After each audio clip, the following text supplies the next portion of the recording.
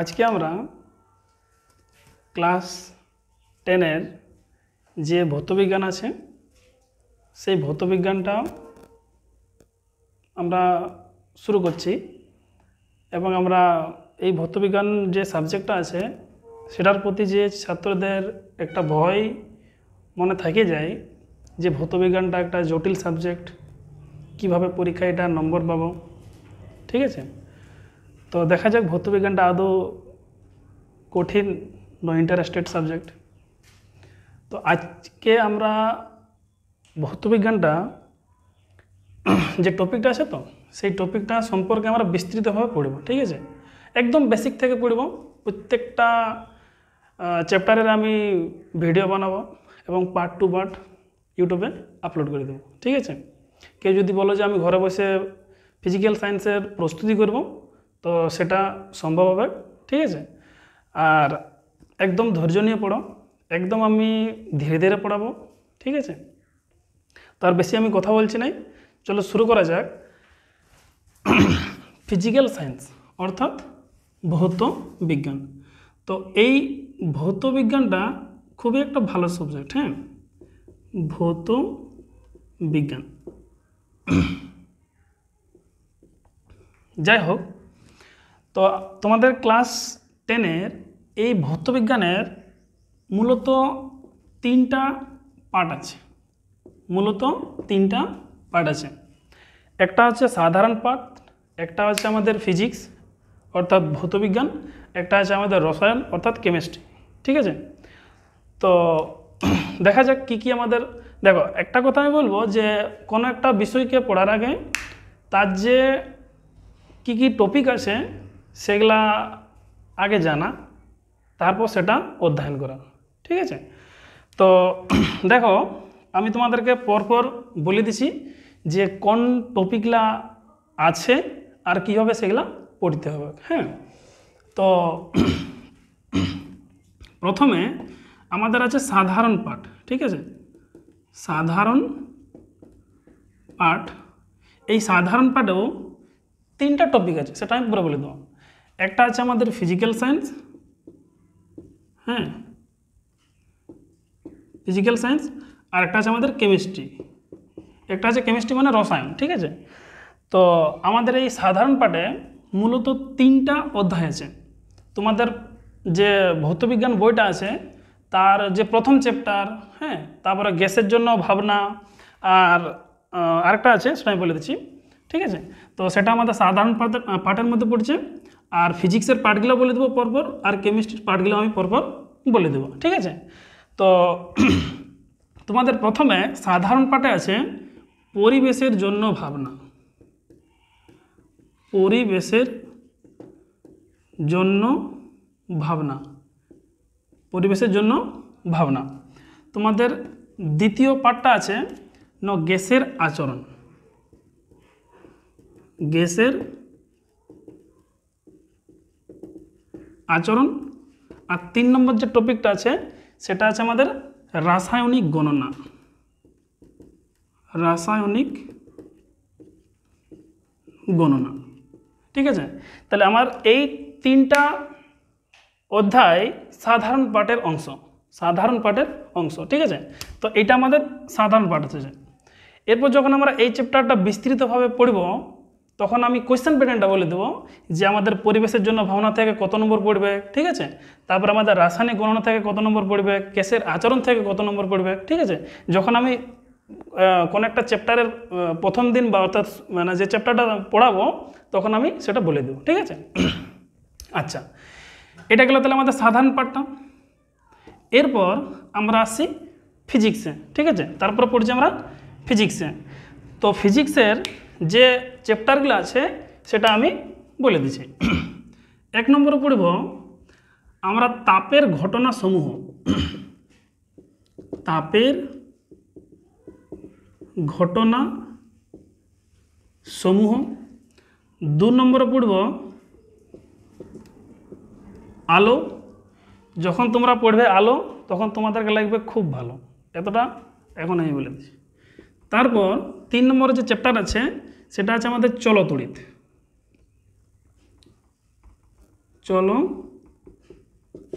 তড়িৎ। ঠিক আছে, 4 নম্বর আছে পরমাণুর নিউক্লিয়াস। পরমাণুর নিউক্লিয়াস। এই 4টা অধ্যায় হচ্ছে আমাদের ফিজিক্সের পার্ট, অর্থাৎ ফিজিক্যাল সায়েন্স। হ্যাঁ, তোমাদের ভৌতবিজ্ঞান তোমরা যখন ক্লাস 11-এ পড়বে তখন এটা ফিজিক্স পড়বে, আর যখন তোমরা ক্লাস 11 উঠে যাবে তখন এটা আমাদের কেমিস্ট্রির পার্ট হিসাবে গণ্য হবে। তাহলে এই 4টা টপিক হচ্ছে আমাদের ফিজিক্যাল সায়েন্সের পার্ট। এরপর কেমিস্ট্রির পার্টটা দেখো। কেমিস্ট্রির পার্ট কী কী আছে দেখো। 1 নম্বরে পড়ব একটা চ্যাপ্টার আছে যে আমি ওটাকে বলি পর্যায় সারণী। ঠিক আছে, দমে বড় নাম আছে, কি আছে আমার ঠিক মনে আসছে নাই, তো আমি বলি সেটাকে পর্যায় সারণী। 2 নম্বরে পড়ব আয়নীয় ও সমযোজী বন্ধন। ঠিক আছে, আয়নীয় ও সমযোজী বন্ধন। ঠিক আছে, 3 নম্বরে পড়ব তড়িৎ প্রবাহ ও রাসায়নিক বিক্রিয়া। তড়িৎ প্রবাহ ও রাসায়নিক বিক্রিয়া। 4 নম্বরে পড়ব পরীক্ষাগার ও রাসায়নিক শিল্পে অজৈব রসায়ন। আমি অত বড় লিখছি নাই, আমি ডাইরেক্ট লিখছি অজৈব রসায়ন। ঠিক আছে, অজৈব রসায়ন শুনে শুনে লিখতে পারবে। এটা হবে কি না, পরীক্ষাগার ও রাসায়নিক শিল্পে অজৈব রসায়ন। ঠিক আছে, 5 নম্বর যে চ্যাপ্টার সেটা পড়ব আমরা ধাতুবিদ্যা। আর আমরা 6 নম্বর যে টপিক সেটা খুব গুরুত্বপূর্ণ, সেটা আছে আমাদের জৈব রসায়ন। জৈব রসায়ন এই চ্যাপ্টারটা খুবই গুরুত্বপূর্ণ। কেন বলছি, কে যদি 11 ক্লাসে সায়েন্স নিয়ে পড়ো, ঠিক আছে, 11 ক্লাসে সায়েন্স নিয়ে পড়ো, তাহলে তোমাদের যে মানে প্রচুর ইম্পর্টেন্ট এটা, আর আমি বলছি নাই। ঠিক আছে, তাহলে দেখো এই চ্যাপ্টারগুলো আমরা পড়ব কেন স্যার, পাতি কথা বলতে গেলে পড়ব কেন, নম্বর পাওয়ার জন্য। ঠিক আছে, আর এইখানের প্রত্যেকটা পার্টের যে ফিজিক্সটা লুকায় আছে সেটা প্রাপ্ত করার জন্য। ঠিক আছে, তো এই যে আমাদের রসায়ন পার্ট আছে, প্রত্যেকটা চ্যাপ্টার থেকে কিন্তু কোয়েশ্চেন আসবে। এমনটা নাই যে সাধারণ পার্ট থেকে কোনো কোয়েশ্চেন পাবো নাই, বা ফিজিক্স থেকে পড়বে নাই, কেমিস্ট্রি থেকে পড়বে নাই। প্রত্যেকটা চ্যাপ্টার থেকে এইখান থেকে কিন্তু আমাদের কোয়েশ্চেন স্যার হয়। ঠিক আছে, তো আমি এখন কোয়েশ্চেন প্যাটার্নটা বলছি নাই, আমি ডাইরেক্ট বলে দিচ্ছি যে এইখান থেকে আমাদের যে টোটাল কোয়েশ্চেন মানে আসবে সেটার আছে আমাদের 17 নম্বর। তার মানে যে সাধারণ পার্ট থেকে আমাদের মোট মাধ্যমিকে 17 নম্বর কোয়েশ্চেন পাবে তোমরা।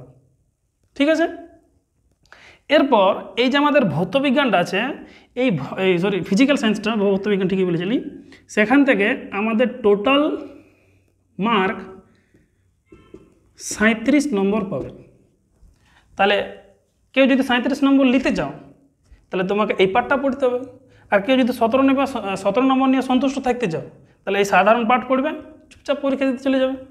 ঠিক আছে, আর এই যে আমাদের তোমার রসায়ন পার্টটা আছে, সেখান থেকে আমাদের টোটাল 39 মানে 39 নম্বর এই 4টা চ্যাপ্টার থেকে পাবে। এবারে তুমি বলবে বা তোমরা বলবে যে স্যার এলা কেন পড়াছেন, এটা তো আমাদের পরীক্ষায় পড়বে না। ঠিক তো, তো স্যার এটা পড়াচ্ছি এই জন্যেই যাতে তোমার মাথায় থাকে যে কোনটা ফিজিক্সের পার্ট, কোনটা কেমিস্ট্রির পার্ট, কোনটা সাধারণ পার্ট। ঠিক আছে, তো এই হচ্ছে তোমাদের সিলেবাস, এইটা পড়ে যাবে, মাধ্যমিকে ভালো নম্বর পাবে।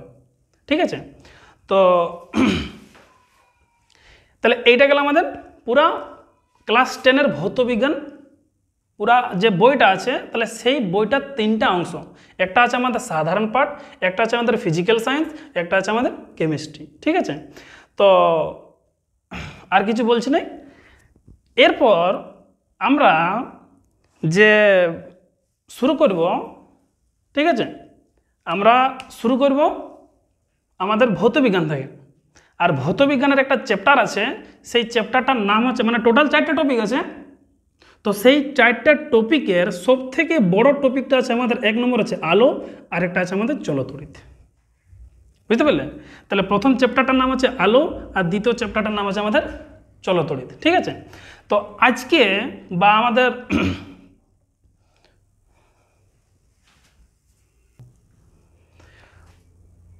আচ্ছা আচ্ছা, এখানে সরি একটু এটা 37 হবে না, এটা 34 হবে। হ্যাঁ, এটা একটু সিলি মিস্টেক। তো আজকের ক্লাস আমরা এতটাই রাখছি। ঠিক আছে? এইটা আছে আমাদের সিলেবাসটা ক্লাস 10-এর ফিজিক্যাল সায়েন্সের। ঠিক আছে? এরপর আমরা পরের যে ভিডিওটা আপলোড করব সেটাতে আমরা পড়ব আলো। ঠিক আছে? কী নিয়ে পড়ব? আলো। আর একটা কথা বলছি, তোমাদের কাছে আমি রিকোয়েস্ট করছি যে পরের যে ভিডিওটা আমি আপলোড করব, যারাই দেখবে, বিশেষ করে ক্লাস 10-এর যে ছাত্রছাত্রী আছে, তারা যদি আলো ভালো করে শিখতে চাও, পড়ার সময় নিশ্চয়ই কাঁটা, কম্পাস আর স্কেল কিন্তু মাস্ট কাছে রাখবে স্যার। ঠিক আছে? আলো পড়তে গেলে স্যার ভালো করে ছবি আঁকতে হবে। আর ছবি কখন হাতের একদম সুন্দর করে ছবি আঁকবে, একদম সুন্দরভাবে নোটস পড়াবে, নোটস নিজেরা বানাবে। ঠিক আছে? আর আমি যেমনভাবে পড়াচ্ছি, ঠিক আছে, আমি একদম 0 থেকে তোমাদেরকে শেখাবো। ঠিক আছে? একটু আমি স্কিপ করবো না। তোমরা যদি কেউ ভালো বুঝতে পারো না, তো সেটা আমার কমেন্ট করবে যে স্যার এখানে বুঝতে পারলি না, সেটা আমি আবার বলে দেবো। ঠিক আছে? তো পরের ক্লাসে সবাই মাস্টলি কাটা, কম্পাস, স্কেল নিয়ে স্যার বসবে। ঠিক আছে? চলো তাহলে আজকের ভিডিও।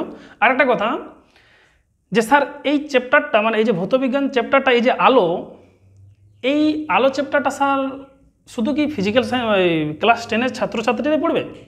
আমি বলবো না স্যার, এই ভিডিওটা মূলত যারা এএনএম বা জিএনএম দিবে, ঠিক আছে, যারা এএনএম বা জিএনএম দিবে, ছাত্র হোক ছাত্রী হোক, তারা কিন্তু এই আলো চ্যাপ্টারটা আমার কাছ থেকে পড়তে পারে। কেন বলছি? কারণ তোমরা যখন এএনএম জিএনএম পরীক্ষা দেবে, প্রায় 4 থেকে 5টা কোয়েশ্চেন, 3টা 4টা তো মাস্টলি পড়বে খেয়ে, কারণ আমি এএনএম জিএনএমের কোয়েশ্চেন দেখেছি। তো তোমাদের আলো থেকে একদম হুবহু কোয়েশ্চেন পাবে। ঠিক আছে? আর কারা পড়তে পারে এই আলো চ্যাপ্টারটা স্যার?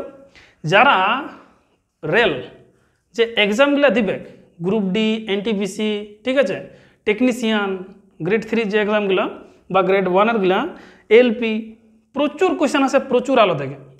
ঠিক আছে? তারা ওই ভিডিওটা দেখতে পারে। তাহলে চলো আমরা পরের ভিডিওতে পড়ব।